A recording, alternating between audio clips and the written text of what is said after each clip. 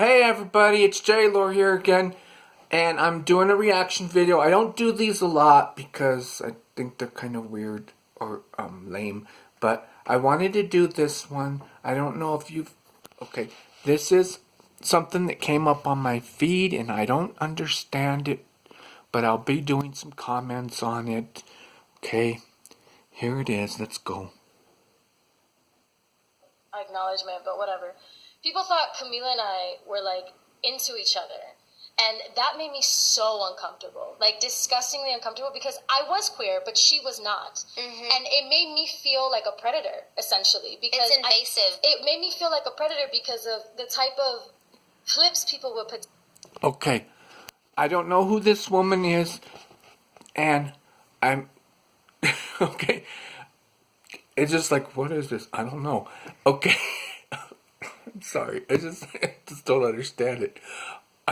I'm not being disrespectful. It's just the way she says I was queer. What does she mean was? You know? Okay, and then let's go on. Okay.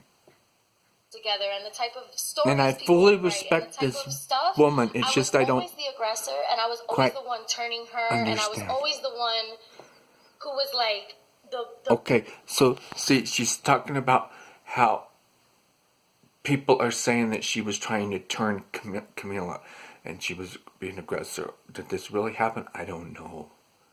Okay, I've watched this video before, so this is like the third time.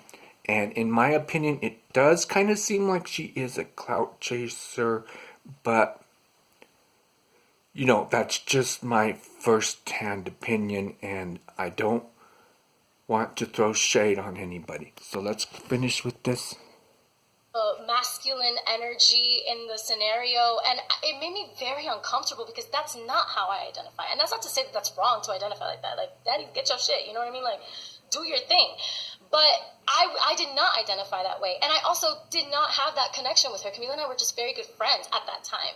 You know what I'm saying? And we respected each other. When each other would talk, we would look at each other. We had love for each other, like genuine friendship. You know what I'm saying? And in the Latinx culture, I don't know about you, but growing up, I was very affectionate with all of my friends. I was very...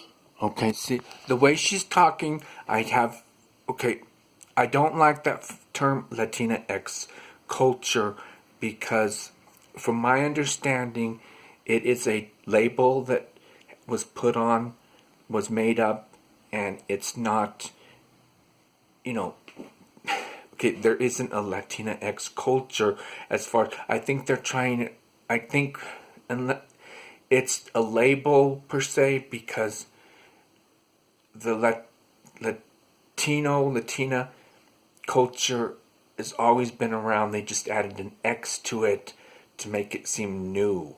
Like, where were they before? They were always here, okay? So anyway, I don't like that term Latinx, but anyway, let's go on here. I don't think it's exactly an appropriate term to use. At least like we would like 2021 and tell each other shit that maybe you would think we were gay if you were listening over. Yes, but we weren't. You know what I'm saying? And that wasn't the interaction. Okay, and right there, yeah, she's on point there. You can be close to someone and you can be talking to them personal matters, but that doesn't mean you're gay or anything. You're just very close, and that's the way you that's just your communication, and that's your relationship, okay? So she's right about that. And so that actually made me so uncomfortable to the point where I to this day hyperanalyze every connection that I have with a girl because I don't want to make them feel like I'm looking at them that way because they were... See, and yeah, that's a conundrum right there. You shouldn't have to hyperanalyze your relationships and stuff at all. But, you know. There's to this day convinced that was real. You know what I'm saying? And I can't do anything to change it. Because even when I talk about it, and I don't talk about it because I've learned to just ignore it because it was just so traumatizing for me. You know what I'm saying? You could tell she's very uncomfortable talking about this, and she's nervous, but that's just normal. That it was like I just chose to ignore it at a certain point because She's getting being angry real to them would mean that it was real and validate it more for them. So I was like, okay, then I can't get angry or defend myself apparently, because then that just makes it more real. Like it really fucked with my head, because I was just like, I wasn't even comfortable with telling my parents about it. You know what I'm saying? Like, I wasn't even comfortable telling myself that I was queer, you know? And I didn't see Camila that way. So it just made me uncomfortable that I could potentially be putting off that kind of vibe onto someone who I. Okay.